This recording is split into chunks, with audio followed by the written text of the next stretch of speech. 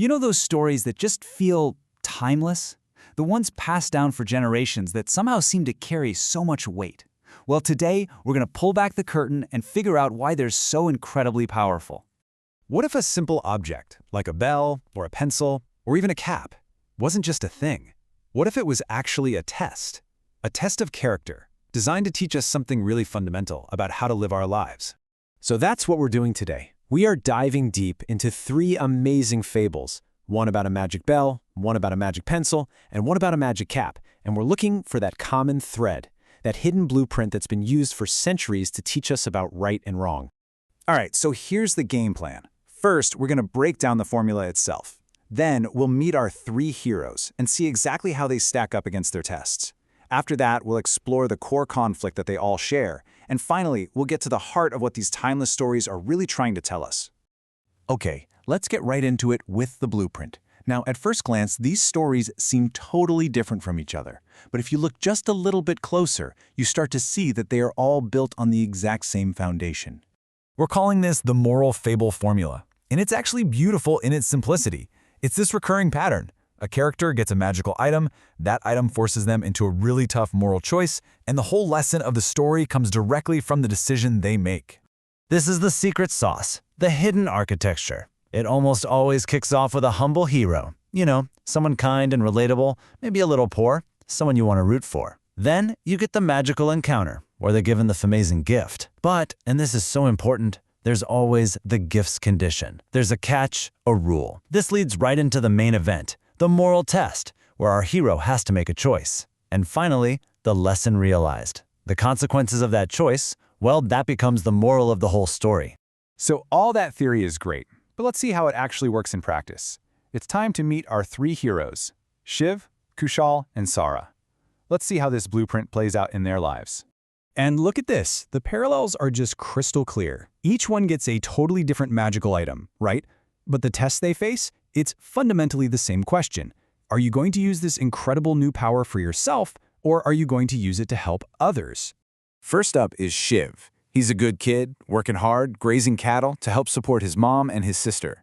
We know he's got a good heart right from the start because he saves a tree spirit from a woodcutter.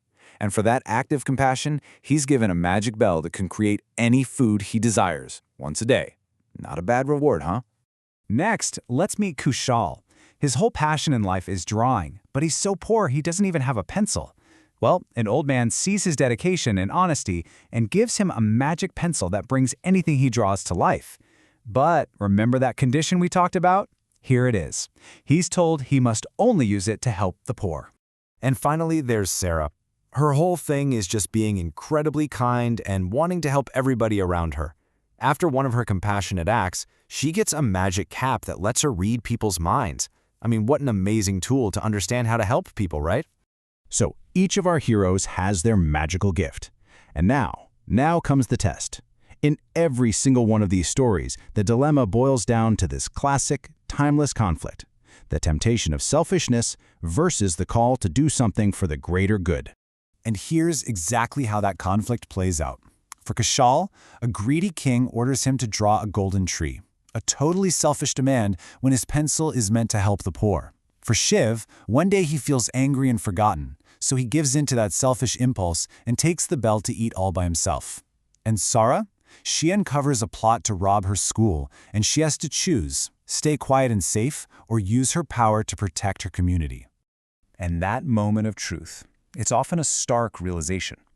This line from Shiv's sister, wow, it just cuts right to the heart of the matter, doesn't it? Brother, you've become selfish. You weren't like this before. That is the wake-up call. That's the moment that forces him to confront what he's done and remember who he's supposed to be. Which brings us to the final step in our formula, the lesson. These stories, they don't really mess around with subtlety. They are built to deliver a very clear, very direct moral at the end.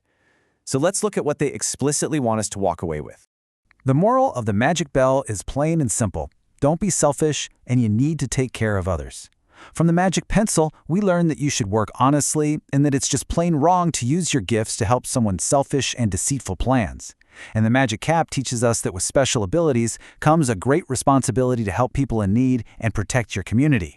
And this, right here, is why all of this matters. These fables are so much more than just entertainment. They're basically foundational tools for teaching things like empathy, integrity, and community responsibility. They give us a simple but really powerful guide for how to be a good person in a pretty complex world.